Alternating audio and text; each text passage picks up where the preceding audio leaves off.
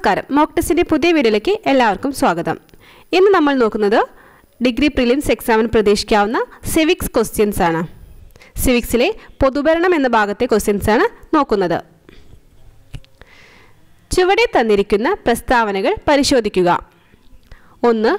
നിയമത്തിന്റെ വ്യവസ്ഥാപിതവും വിശദവുമായ പ്രയോഗമാണ് പൊതുഭരണം. 2. ഇന്ത്യൻ പൊതുഭരണത്തിന്റെ പിതാവ് എന്നറിയപ്പെടുന്നത് പോൾ എച്ച് ആപ്പിൾബൈ ആണ്. 3. പൊതുഭരണം എന്ന ആശയം ആവിർഭവിച്ചത് ബ്രിട്ടനിലാണ്. Indian Institute of Public Administration സ്ഥിതി ചെയ്യുന്നത് ന്യൂഡൽഹിയിലാണ്. ഉത്തരം പ്രസ്താവന 1, 2, 4 ശരി, 3 തെറ്റ്. നിയമത്തിൻ്റെ വ്യവസ്ഥാപിതവും വിശദവുമായ പ്രയോഗമാണ് പൊതുഭരണം. ഇന്ത്യൻ പൊതുഭരണത്തിൻ്റെ പിതാവ് എന്നറിയപ്പെടുന്നത് പോൾ എച്ച് ആപ്പിൾബൈ ആണ്. Indian Institute of Public Administration സ്ഥിതി ചെയ്യുന്നത് ന്യൂഡൽഹിയിലാണ്. ഈ 3 പ്രസ്താവനകളും ശരിയാണ്.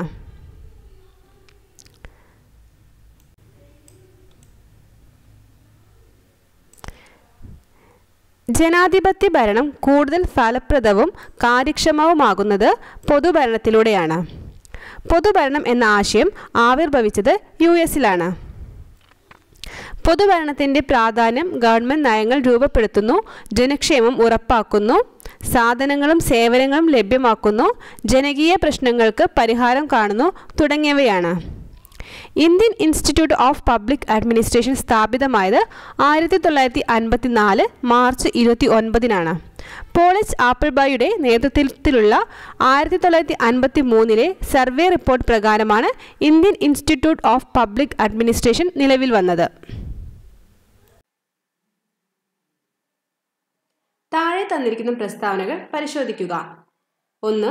ഇന്ത്യയിൽ ആധുനിക രീതിയിലുള്ള പൊതുഭരണ സംവിധാനം നിലവിൽ വന്നത് സ്വതന്ത്രലബ്ധിക്കു ശേഷമാണ്. 2. അഡ്മിനിസ്ട്രേഷൻ എന്ന പദം ഉത്ഭവിച്ചത് ലാറ്റിൻ ഭാഷയിൽ നിന്നാണ്. ഉത്തരം ഓപ്ഷൻ എ 1 തെറ്റ്, 2 ശരി. അഡ്മിനിസ്ട്രേഷൻ എന്ന പദം ഉത്ഭവിച്ചത് ലാറ്റിൻ ഭാഷയിൽ നിന്നാണ് എന്ന പ്രസ്താവന ശരിയാണ്. ഇന്ത്യയിൽ ആധുനിക രീതിയിലുള്ള പൊതുഭരണ സംവിധാനം നിലവിൽ വന്നത് ബ്രിട്ടീഷ് കാലഘട്ടത്തിലാണ്.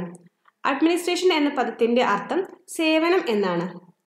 പൊതുഭരണം എന്നാൽ ഗവൺമെന്റ് ഭരണത്തെ സംബന്ധിക്കുന്നതാണ് എന്ന് അഭിപ്രായപ്പെട്ട പാശ്ചാത്യ ചിന്തകനാണ് N. ഗ്ലാഡൻ. എല്ലാവരുടെയും താൽപര്യ സംരക്ഷണം, കൂടുതൽ പരിരക്ഷയും പരിഗണനയും വേണ്ടവർക്ക് പ്രത്യേകമായ പരിരക്ഷയും പരിഗണനയും കൊടുക്കണം എന്നതായിരുന്നു പൊതുഭരണത്തിലൂടെ ഗാന്ധിജി ലക്ഷ്യമിട്ടത്. തന്നിരിക്കുന്നതിൽ കേന്ദ്ര സർവീസിൽ പെടാത്തത് ഏത്? Indian foreign service, 2 sales tax officer, 3 Indian forest service, 4 Indian railway service, 5 Indian police service. തന്നിരിക്കുന്നതിൽ കേന്ദ്ര സർവീസിൽ പെടാത്തത് ഏത്? ഉത്തരം ഓപ്ഷൻ സി 2, 3, 5. കേന്ദ്ര സർവീസിൽ പെടാത്തത് sales tax officer, Indian forest service, Indian police service. തിരഞ്ഞെടുക്കപ്പെടുന്നവർ കേന്ദ്ര സർവീസിലോ സംസ്ഥാന സർവീസിലോ നിയമിക്കപ്പെടുന്നത് അഖിലേന്ത്യാ സർവീസിലാണ്. അഖിലേന്ത്യാ സർവീസുകൾക്ക് ഉദാഹരണമാണ് Indian administrative service, Indian police service, Indian forest service തുടങ്ങിയവ. സംസ്ഥാന സർവീസുകൾക്ക് ഉദാഹരണമാണ് sales tax officer, Kerala administrative service, block development officer തുടങ്ങിയവ. ഏതു രാഷ്ട്രീയ കക്ഷി അധികാരത്തിൽ വന്നാലും നയങ്ങൾ നടപ്പാക്കാൻ ഉദ്യോഗസ്ഥർ ബാധ്യസ്ഥരാണ്. തന്നിരിക്കുന്നതിൽ തെറ്റായ പ്രസ്താവന കണ്ടെത്തുക. 1. ഭരണതലത്തിലും ഉദ്യോഗസ്ഥ തലത്തിലും രാഷ്ട്രീയ തലത്തിലുമുള്ള അഴിമതി തടയുന്നതിനായി ദേശീയ തലത്തിൽ രൂപം നൽകിയ സ്ഥാപനമാണ് കേന്ദ്ര vigilance commission. Central vigilance commission നിലവിൽ വന്നത് 1964-ലാണ്. 3. മുഖ്യ വിജിലൻസ് ഓഫീസറും വിജിലൻസ് കമ്മീഷണർമാരും ഉൾപ്പെട്ടതാണ് വിജിലൻസ് കമ്മീഷൻ. തന്നിരിക്കുന്നതിൽ തെറ്റായ പ്രസ്താവന കണ്ടെത്തുക. ഉത്തരം ഓപ്ഷൻ ബി 1 തെറ്റ്. ഭരണതലത്തിലും ഉദ്യോഗസ്ഥ തലത്തിലും രാഷ്ട്രീയ തലത്തിലുമുള്ള അഴിമതി തടയുന്നതിനായി ദേശീയ തലത്തിൽ രൂപം നൽകിയ സ്ഥാപനമാണ് കേന്ദ്ര വിജിലൻസ് കമ്മീഷൻ എന്നത് തെറ്റായ പ്രസ്താവനയാണ്. സെൻട്രൽ വിജിലൻസ് കമ്മീഷൻ നിലവിൽ വന്നത് 1964 മുഖ്യ വിജിലൻസ് ഓഫീസറും വിജിലൻസ് കമ്മീഷണർമാരും ഉൾപ്പെട്ടതാണ് വിജിലൻസ് കമ്മീഷൻ എന്ന പ്രസ്താവന ശരിയാണ്.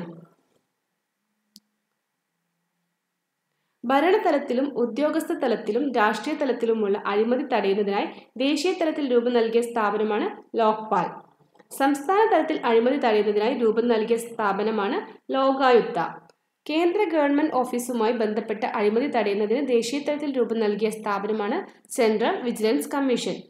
കോടതി നടപടികളുടെ രീതിയാണ് ലോക്പാലിനും ലോകായുക്തയ്ക്കുമുള്ളത്. തന്നിരിക്കുന്നതിൽ ശരിയായ പ്രസ്താവനകൾ കണ്ടെത്തുക. 1. കേരളത്തിലെ ആദ്യത്തെ ഭരണ പരിഷ്കാര കമ്മീഷൻ നിലവിൽ വന്നത് 1957 2. സർക്കാരിനെ അഴിമതി വിമുക്തവും കാര്യക്ഷമവും ആക്കാനുള്ള നടപടികൾ നിർദ്ദേശിച്ചത് രണ്ടാം ഭരണ പരിഷ്കാര കമ്മീഷനിലാണ്. 3. കേരള ഭരണ പരിഷ്കാര കമ്മീഷൻ ചെയർമാന് ക്യാബിനറ്റ് മന്ത്രിയുടെ ശമ്പളവും ആനുകൂല്യങ്ങളുമാണുള്ളത്. 4. ചെയർമാനെ കൂടാതെ ഭരണ പരിഷ്കാര കമ്മീഷനിൽ 2 അംഗങ്ങളാണുള്ളത്.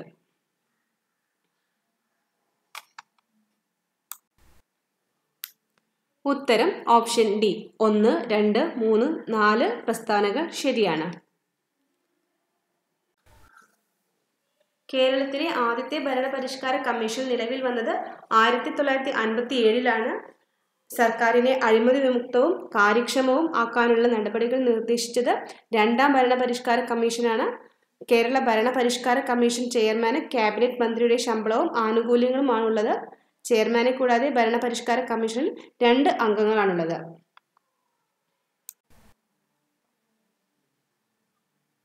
ഭരണ നവീകരണം ലക്ഷ്യമാക്കി ദേശീയ തലത്തിലും സംസ്ഥാന തലത്തിലും രൂപവൽക്കരിച്ച സ്ഥാപനങ്ങളാണ് ഭരണ പരിഷ്കാര കമ്മീഷനുകൾ.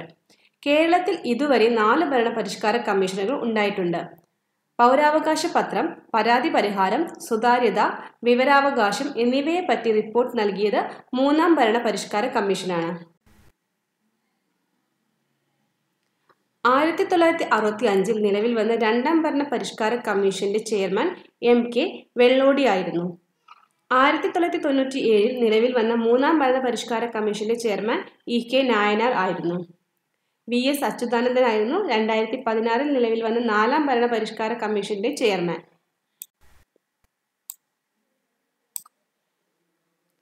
തന്നിരിക്കുന്ന പ്രസ്താവനകൾ പരിശോധിക്കുക. 1. വികസന പ്രവർത്തനങ്ങൾക്കായി സർക്കാർ ഖജനാവിലേക്ക് വരുമാനം മുതൽക്കൂട്ടുന്ന പ്രധാന ഉദ്യോഗസ്ഥനാണ് ധനകാര്യ സെക്രട്ടറി. 2. ഓരോ ജില്ലയിലും നീതിയും സമാധാനവും സുസ്ഥിരതയും നിലനിർത്താൻ ഉത്തരവാദിത്തപ്പെട്ട ഉദ്യോഗസ്ഥനാണ് ജില്ലാ കളക്ടർ. ഉത്തരം ഓപ്ഷൻ സി. പ്രസ്താവന 1 തെറ്റ്, 2 ശരി. ഓരോ ജില്ലയിലും നീതിയും സമാധാനവും സുസ്ഥിരതയും നിലനിർത്താൻ ഉത്തരവാദപ്പെട്ട ഉദ്യോഗസ്ഥനാണ് ജില്ലാ കളക്ടർ.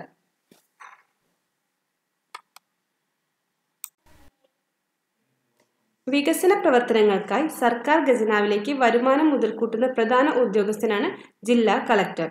ജില്ലാതല ആസൂത്രണ യൂണിറ്റുകളെ നിയന്ത്രിക്കുന്നത് ജില്ലാ കളക്ടറാണ്. വിവിധ ജില്ലകളുടെ ഭരണ നേതൃത്വം വഹിക്കുന്നത് ജില്ലാ കളക്ടറാണ്. ജില്ലാ മജിസ്ട്രേറ്റ് കൂടിയായി അറിയപ്പെടുന്നത് ജില്ലാ കളക്ടറാണ്. ചുവടെ തന്നിരിക്കുന്ന പ്രസ്താവനകളിൽ ശരിയായത് പരിശോധിക്കുക. 1. കേരള സ്റ്റേറ്റ് പ്ലാനിംഗ് ബോർഡ് നിലവിൽ വന്നത് 1967 2. കേരള സ്റ്റേറ്റ് പ്ലാനിംഗ് ബോർഡിന്റെ ആദ്യ chairman EMS നമ്പൂതിരിപ്പാടാണ്. 3. Kerala state planning ബോർഡിന്റെ ആദ്യ വൈസ് ചെയർമാൻ MK ഹമീദ് ആയിരുന്നു. 4. കേരള സ്റ്റേറ്റ് പ്ലാനിംഗ് ബോർഡിന്റെ ചെയർപേഴ്സൺ മുഖ്യമന്ത്രിയാണ്. ശരിയായ പ്രസ്താവന തിരഞ്ഞെടുക്കുക. ഉത്തരം ഓപ്ഷൻ ബി 1, 2, 3, 4 പ്രസ്താവനകൾ ശരിയാണ്. കേരള സ്റ്റേറ്റ് പ്ലാനിംഗ് ബോർഡ് നിലവിൽ വന്നത് 1967 കേരള സ്റ്റേറ്റ് പ്ലാനിംഗ് ബോർഡിന്റെ ആദ്യ ചെയർമാൻ EMS നമ്പൂതിരിപ്പാടാണ്. കേരള സ്റ്റേറ്റ് പ്ലാനിംഗ് ബോർഡിന്റെ ആദ്യ വൈസ് ചെയർമാൻ MK ഹമീദ് ആയിരുന്നു. കേരള സ്റ്റേറ്റ് പ്ലാനിംഗ് ബോർഡിന്റെ ചെയർപേഴ്സൺ മുഖ്യമന്ത്രിയാണ്. പഞ്ചവത്സര പദ്ധതികൾ തയ്യാറാക്കുക, വാർഷിക സാമ്പത്തിക അവലോകനം തയ്യാറാക്കുക, പ്ലാനുകൾ നടപ്പിലാക്കുക എന്നിവയാണ് കേരള സ്റ്റേറ്റ് പ്ലാനിംഗ് ബോർഡിന്റെ ധർമ്മങ്ങൾ. കേരള സ്റ്റേറ്റ് പ്ലാനിംഗ് ബോർഡിന്റെ നിലവിലെ അധ്യക്ഷൻ പിണറായി വിജയനാണ്. കേരള സ്റ്റേറ്റ് പ്ലാനിംഗ് ബോർഡിന്റെ നിലവിലെ വൈസ് ചെയർപേഴ്സൺ വി.കെ. രാമചന്ദ്രനാണ്. നിലവിൽ വാർഷിക സാമ്പത്തിക അവലോകന റിപ്പോർട്ട് തയ്യാറാക്കുന്നത് കേരള സ്റ്റേറ്റ് പ്ലാനിംഗ് ബോർഡ് ആണ്. മന്ത്രിസഭയുടെ കാലാവധി തീരുന്നത് വരെയാണ് കേരള സ്റ്റേറ്റ് പ്ലാനിംഗ് ബോർഡിന്റെ കാലാവധി. തന്നിരിക്കുന്നതിൽ തെറ്റായ പ്രസ്താവന ഏത്? 1. യൂണിയനെയോ സംസ്ഥാനത്തെയോ സേവിക്കുന്ന ഉദ്യോഗസ്ഥരുടെ നിയമനവും സേവന വ്യവസ്ഥകളും ഉൾപ്പെടുന്നത് അനുച്ഛേദം 309 2. അഖിലേന്ത്യാ സർവീസുകളെ കുറിച്ച് പ്രതിപാദിക്കുന്നത് അനുച്ഛേദം 311 3. പബ്ലിക് സർവീസ് കമ്മീഷനിലെ ഒരംഗത്തെ നീക്കം ചെയ്യുന്നതും സസ്പെൻഡ് ചെയ്യുന്നതുമായി ബന്ധപ്പെട്ട് പരാമർശിക്കുന്നത് അനുച്ഛേദം 317 4. പബ്ലിക് സർവീസ് കമ്മീഷനിലെ അംഗങ്ങൾ അവരുടെ കാലാവധി അവസാനിക്കുമ്പോൾ മറ്റു ഉദ്യോഗങ്ങൾ വഹിക്കുന്നതിനുള്ള നിരോധനത്തെ സംബന്ധിച്ച് പറയുന്നത് അനുച്ഛേദം 319 ഉത്തരം 2 മാത്രം. അഖിലേന്ത്യാ സർവീസുകളെ കുറിച്ച് പ്രതിപാദിക്കുന്നത് അനുച്ഛേദം 311 എന്നുള്ളത് തെറ്റായ പ്രസ്താവനയാണ്. യൂണിയനെയോ സംസ്ഥാനത്തെയോ സേവിക്കുന്ന ഉദ്യോഗസ്ഥരുടെ നിയമനവും സേവന വ്യവസ്ഥകൾ ഉൾപ്പെടുന്നത് അനുച്ഛേദം 309 പബ്ലിക് സർവീസ് കമ്മീഷനിലെ ഒരംഗത്തെ നീക്കം ചെയ്യുന്നതും സസ്പെൻഡ് ചെയ്യുന്നതുമായി ബന്ധപ്പെട്ട് പരാമർശിക്കുന്നത് അനുച്ഛേദം 317 പബ്ലിക് സർവീസ് കമ്മീഷനിലെ അംഗങ്ങൾ അവരുടെ കാലാവധി അവസാനിക്കുമ്പോൾ മറ്റു ഉദ്യോഗങ്ങൾ വഹിക്കുന്നതിനുള്ള നിരോധനത്തെ സംബന്ധിച്ച് പറയുന്നത് അനുച്ഛേദം 319 യൂണിയന്റെയോ സംസ്ഥാനത്തിന്റെയോ സർവീസിലുള്ള ഉദ്യോഗസ്ഥരുടെ കാലാവധിയെ പറ്റി പറയുന്നത് അനുച്ഛേദം 310 അഖിലേന്ത്യാ സർവീസുകളെ കുറിച്ച് പരാമർശിക്കുന്നത് അനുച്ഛേദം 312 പബ്ലിക് സർവീസ് കമ്മീഷൻ അംഗങ്ങളുടെ നിയമനവും ഔദ്യോഗിക കാലാവധിയെയും പറ്റി പരാമർശിക്കുന്നത് അനുച്ഛേദം 316 പബ്ലിക് സർവീസ് കമ്മീഷന്റെ ചുമതലകളെ പറ്റി പരാമർശിക്കുന്നത് അനുച്ഛേദം 320